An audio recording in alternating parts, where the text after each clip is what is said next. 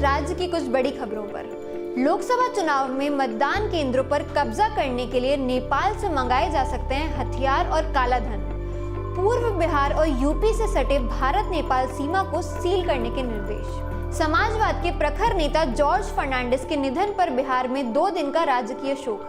CM Nitish और नेता प्रतिपक्ष तेजस्वी ने अंतिम दर्शन किए। बिहार पुलिस के आंकड़ों ने खोली नीतीश के सुशासन की पोल। रोज हो रहे हैं 8 मर्डर, 4 रेप और 30 दंगे। पटना में मछली प्रेमी के लिए बड़ी खबर। आंध्र प्रदेश की मछलियों पर लगी रोक को बिहार सरकार ने हटा लिया है। पटना में कांग्रेस कार्यकर्ताओं ने राहुल गांधी को बनाया राम। बीजेपी ने कसा तंज, कहा राहुल को सवार लो। मोकामा के बाहुबली विधायक अनंत सिंह अब विधायक से सांसद बनना चाहते हैं। वो सांसद इसीलिए बनना चाहते हैं कि वे हवाई जहाज में दिल्ली से पटना तक की यात्रा कर सकें। बिहार के मुख्यमंत्री नीतीश कुमार ने कहा कि बिहार में पशु चिकित्सकों को भी सरकारी डॉक्टर की तरह ही वेतन दिया जाएगा। आज के लिए बस इतना ही। कल हम फिर हाजिर होंगे प्रदेश की नई टॉप स्टोरीज के साथ। धन्यवाद।